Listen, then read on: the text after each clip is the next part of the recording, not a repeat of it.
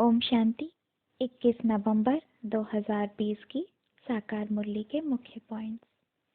आज बाबा ने कहा, मीठे बच्चे, यह संगम युग सर्वोत्तम बनने का शुभ समय है, क्योंकि इसी समय बाप तुम्हें नर से नारायण बनने की पढ़ाई पढ़ाते हैं।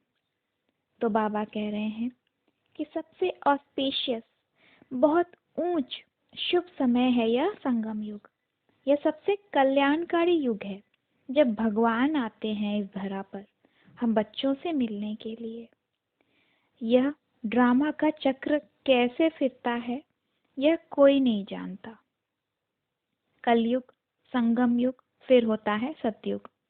तो इस पुराने को नया बाप ही आकर बनाते हैं संगम युग पर। सतो प्रधान को ही सर्वोत्तम कहा जाता है। इस समय तुम सर्वोत्तम नहीं हो, बाबा हमको पढ़ाकर सर्वोत्तम बनाते हैं। इस पढ़ाई से ही हम देवी गुण वाले बन जाते हैं। उनको कहा जाता है आदि सनातन देवी देवता धर्म। बाबा कहते हैं, मैं यह धर्म स्थापन करता हूँ। इसके लिए पवित्र जरूर बनना पड़ेगा। पतित पावन एक बाप ही है। बाबा कहते हैं, पतित पावन सीताराम कहना भी ठीक है। हम सब हैं सीताएं और वह सुप्रीम सोल है हमारा राम, जिन्हें हम पुकारते भी हैं कि हे पतित पावन आओ और हमें पावन बनाकर हमें हमारे असली घर और फिर नई दुनिया में ले चलो। फिर बाबा कहते हैं कि तुम्हारे पास इस बने बनाए ड्रामा का नॉलेज है। तुम जानते हो इसमें हर आत्मा का अपना पार्ट है। बाप हमें सुख का वर्षा दे रहे हैं, फिर हम रो कैसे सकते हैं। तो अभी बाबा ने आकर हमें पूरे बेहद का ज्ञान दिया कि हम शरीर नहीं आत्मा हैं, और आत्मा ही अपने कर्म अनुसार शरीर बदलती है और इस सृष्टि रंगमंच पर पार्ट बजाने आती है। और ये ड्रामा बना बनाया कल्प कल्प रिपीट होता है। तो अब अगर संबंध संपर्क में किसी ने अगर शरीर छोड़ा है तो इसमें रोने की क्या दरकार है। हमें तो झट समझ लेना चाहिए कि इस आत्मा का पाठ पूरा हुआ, अब वह अपने कर्म अनुसार दूसरा शरीर लेगी। अभी तो हमें इस बात की भी खुशी होनी चाहिए कि पार ब्रह्म में रहने वाले परम पिता परमात्मा मिल गया है। हमें हमारा असली पिता मिल गया है।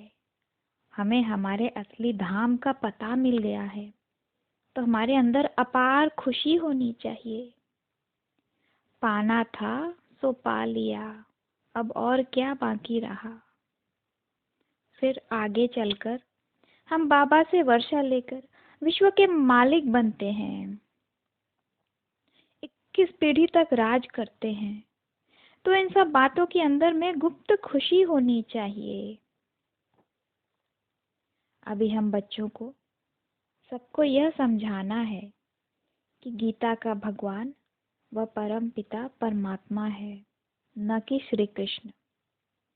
श्री कृष्ण तो सतयुग के पहले प्रिंस हैं, नंबर 1 में वही आते हैं। फिर बाकी सब विष्णुपुरी यानी कि सतयुग में पद पाते हैं पुरुषार्थ अनुसार। धारणा के लिए मुख्य सार पहला है, ज्ञान तलवार से विकारों को जीतना है। ज्ञान के संस्कार भरने हैं। पुरानी दुनिया और पुराने शरीर का संन्यास करना है। तो बाबा कह रहे हैं कि हम सब हैं शिव शक्तियाँ। हमारे पास है ज्ञान कटारी, ज्ञान बाण। इस ज्ञान कटारी से हमें 5 विकारों रूपी माया को हराना है। माया पर जीत पाकर हम जगत जीत बनेंगे। दूसरा है, भाग्यवान बनने की खुशी में रहना है। किसी भी बात की चिंता नहीं करनी है। कोई भी शरीर छोड़ देता है तो भी दुख के आंसू नहीं बहाने हैं। वरदान है, ताज और तख्त को सदा कायम रखने वाले निरंतर स्वतः योगी भव।